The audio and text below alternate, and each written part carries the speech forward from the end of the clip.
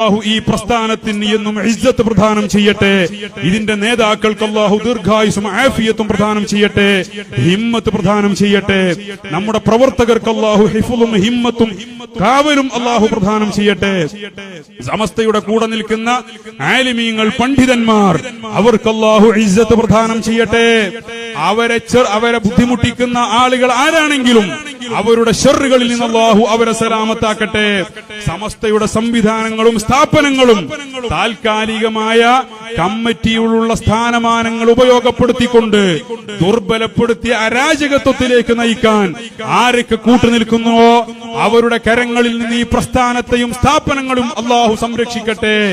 ഈ ഉമ്മത്തിന് അല്ലാഹു ഇസ്സത്ത് പ്രദാനം ചെയ്യട്ടെ. സുന്നത്ത് ജമാഅത്തിന് അല്ലാഹു ഇസ്സത്ത് പ്രദാനം ചെയ്യട്ടെ. ഈ പരിപാടിയുമായി സഹകരിച്ചവർ, ഇതിലേക്ക് സാന്നിധ്യം കൊണ്ടും അല്ലാതെയും സഹകരിച്ച ആളുകൾ, എല്ലാവരിൽ നിന്നും അല്ലാഹു ഇത് കബൂൽ ചെയ്യട്ടെ. ഞാൻ വീണ്ടും പറയുന്നു, നമുക്ക് ആരോടും വ്യക്തിപരമായ ഒരു വിദ്വേഷവുമില്ല, വ്യക്തിപരമായ ഒരു വെറുപ്പും നമുക്കാരോടുമില്ല.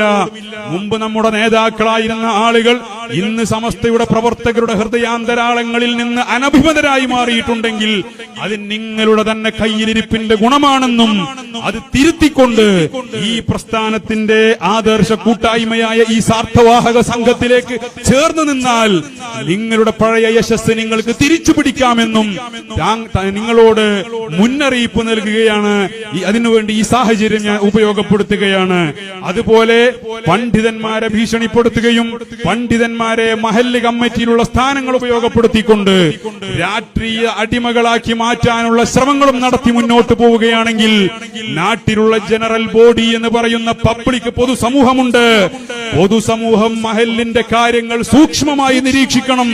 ഇവിടെ ഒരു ഉസ്താദിനെ നിയമിക്കുമ്പോൾ, ഒരു ഉസ്താദിനെ പുറത്താക്കുമ്പോൾ എന്താണ് ആ ഉസ്താദിന് സംഭവിച്ച അബദ്ധം, എന്തിന് അദ്ദേഹത്തെ പുറത്താക്കി, ആർക്കാണ് അദ്ദേഹത്തെ പുറത്താക്കേണ്ട ആവശ്യം തുടങ്ങിയ കാര്യങ്ങൾ അതാത് മഹല്ലത്തുകളിലുള്ള ഓരോ ആളുകളും സൂക്ഷ്മമായി അന്വേഷിക്കുകയും കാര്യങ്ങളിൽ ഇടപെടുകയും ചെയ്തിട്ടില്ല എങ്കിൽ ഈ സംവിധാനങ്ങളെ തകർക്കാൻ തക്കം പാർത്ത് നിൽക്കുന്ന തസ്കരന്മാർ ഈ പ്രസ്ഥാനത്തെ നശിപ്പിക്കാൻ ഓരോ നാടുകളിലും ശ്രമിക്കും എന്ന് മുന്നറിയിപ്പും താക്കീതും നൽകിക്കൊണ്ട് അൽഹംദുലില്ലാഹി റബ്ബിൽ ആലമീൻ എന്ന പ്രാർത്ഥനയോടെ പരിശുദ്ധ റബീഉൽ അവ്വൽ മാസമാണ് നമ്മുടെ ഈ പരിപാടി നബി സല്ലല്ലാഹു അലൈഹി വസല്ലമ തങ്ങളുടെ പേരിലുള്ള മദ്ഹോടുകൂടെ നമുക്ക് അവസാനിപ്പിക്കാം.